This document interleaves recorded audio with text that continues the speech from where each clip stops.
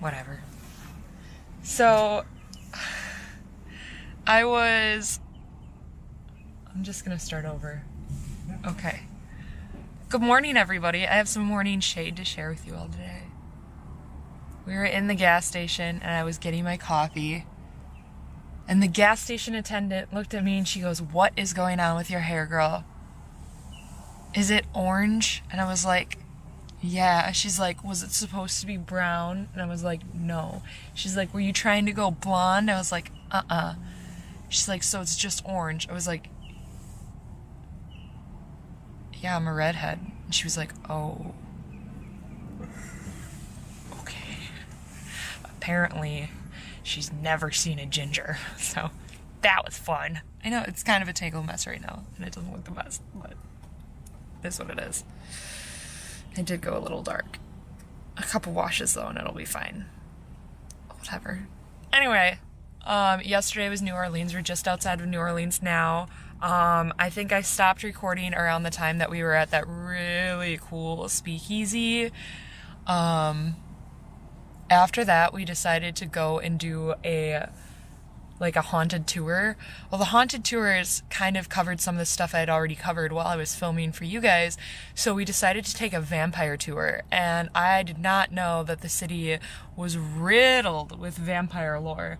I guess I was a little out of the loop compared to everybody else, and they had all these amazing stories. We had a really awesome guide named Bobby.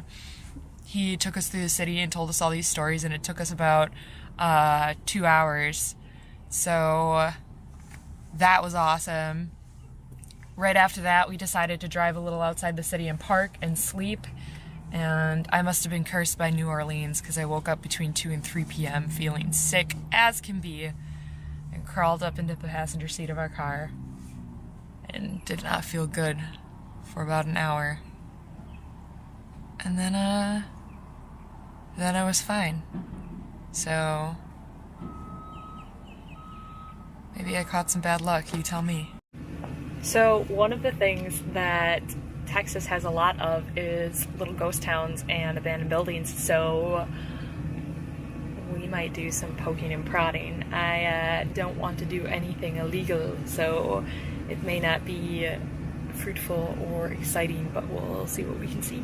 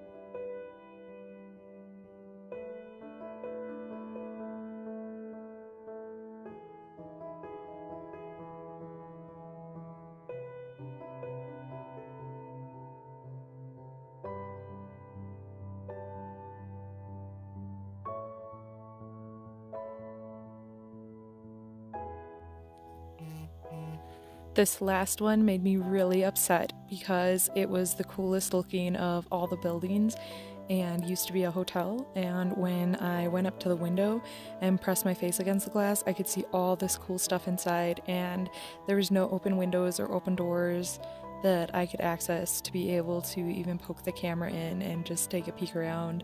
It was heartbreaking. Okay, I'm sorry.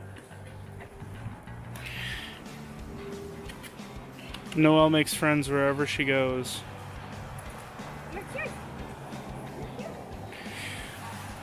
We are at Old Town Spring, Texas. We just kind of stopped in here randomly, and they have a ghost tour that we might take tonight. It's a late ghost tour, though. We'll see if we want to hang out that long, because it's only about like 3:30 right now. Yeah. I'll let Noelle tell you a little bit more about it as we go. We were looking at, since we found our other abandoned places, I guess we got a little bit curious about some of the ghost towns in the area. This came up, and though it is definitely not a ghost town, it's very fully inhabited. It seems like it could be kind of a cute little place to stop, so we're going to explore it and see if it's cute and fun and has some interesting things, or if it's just a glorified tourist trap. This is looking really ooh, camera's out of control. This looks promising. Let's see what goes on here.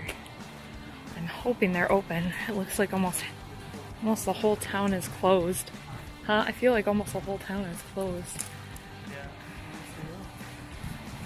Ooh, they got cool stuff. It's open. Yeah, let's see.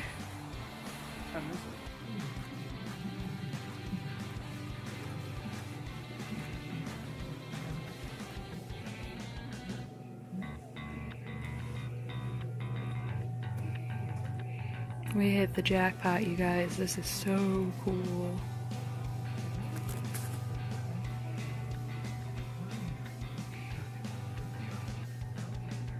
Oh my god.